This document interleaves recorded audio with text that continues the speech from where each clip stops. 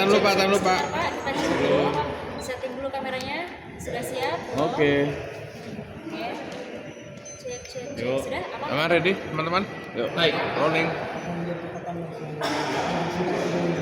Terima kasih.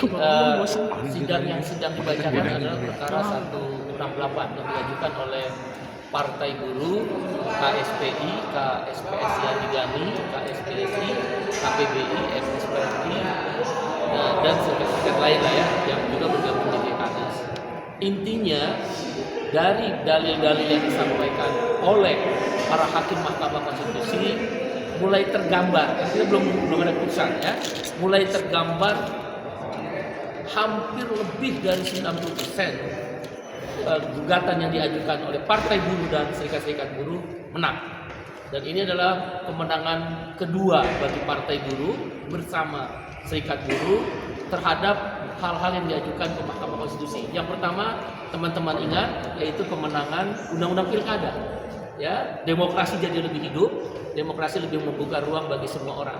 Hari ini hak kita semua termasuk kawan-kawan media, pabrik, karyawan di perkantoran, buruh seluruh Indonesia, hak-haknya telah dikembalikan pada jalurnya oleh Mahkamah Konstitusi. Karena itu, melalui kesempatan ini, Partai Buruh dan serikat-serikat buruh, termasuk DKNAS, menyampaikan apresiasi yang tinggi sambil menunggu keputusan daripada Mahkamah Konstitusi. Partai Buruh pasti menang. Lebih detail singkat ya sambil menunggu keputusan, kuasa hukum kami Said Salahuddin akan menyampaikan. Jadi Kalau terjadi kembali seperti kasus Undang-Undang Pilkada di mana DPR mencoba membegal ya tanda petik yang DPR yang lalu ya, dan mencoba mengakal-akali terhadap kembali undang-undang yang sudah diputuskan secara konstitusional oleh Mahkamah Konstitusi, pasti kita lawan dan mogok nasional kita makin sah. Dan jangan mempermalukan presiden. Melalui media ini kami menyampaikan pada para menteri, para anggota DPR, jangan mempermalukan presiden yang dalam pidato kenegaraannya, di dalam pidato di MPR, begitu keberpihakan pada rakyat dan tunduk pada konstitusi. Jangan permalukan presiden. Itu aja pesan kami dari rakyat kepada seluruh DPR dan para menteri. Demikian, kita tunggu keputusannya aja supaya lebih jelas. Terima kasih ya kawan-kawan. Terima kasih. Amar putusan dibacakan berdasarkan pertimbangan. Yang MK bacakan tadi pertimbangan. Nah, pertimbangan MK itu dia menyatakan berdasarkan beralasan menurut hukum, ada yang tidak beralasan menurut hukum. Untuk diketahui, ini adalah pengujian pasal atau norma terbanyak sepanjang sejarah MK berdiri. Jadi memang bunyinya banyak sekali. Nah, sampai dengan break yang kedua ini, skor yang kedua, saya sudah mencatat hampir 20 norma dikabulkan. Jadi nanti pas dibacakan putusan akan kurang lebih 20 atau bahkan lebih norma yang kita uji dikabulkan oleh MK.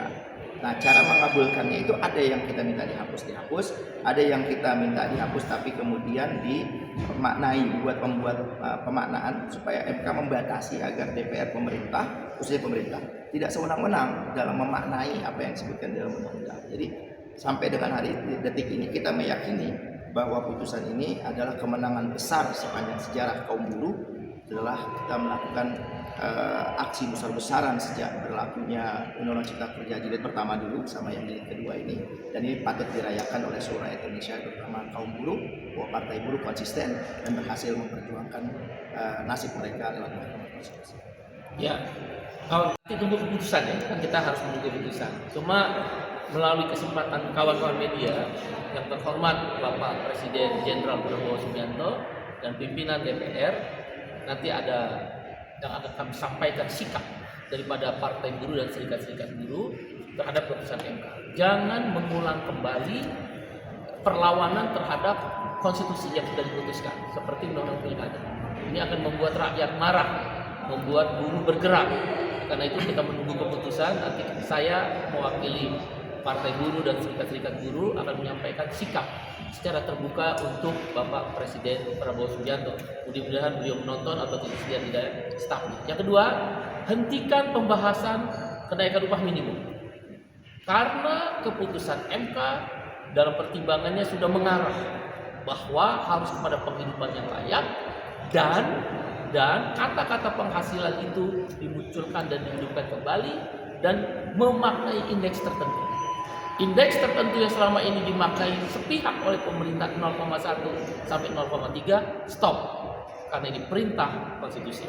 Dan ini pesan, karena ini kan gugatan antara rakyat yang diwakili oleh partai buruh dan serikat-serikat buruh melawan presiden dan DPR. Ingat loh, ini bukan melawan menteri, melawan presiden dan DPR. Karena itu para menteri, Menko Perekonomian, Menteri Investasi, Menteri Tenaga Kerja, Menteri Keuangan, Menteri Perindustrian, stop semua pembahasan-pembahasan yang terkait dengan upah dan hak-hak konstitusional buruh lainnya. Karena ini adalah gugatan antara rakyat, dalam hal ini buruh, serikat buruh, partai buruh terhadap presiden dan DPR. Nanti kita tunggu keputusan lebih lanjut, ya. Optimis mungkin akan menang.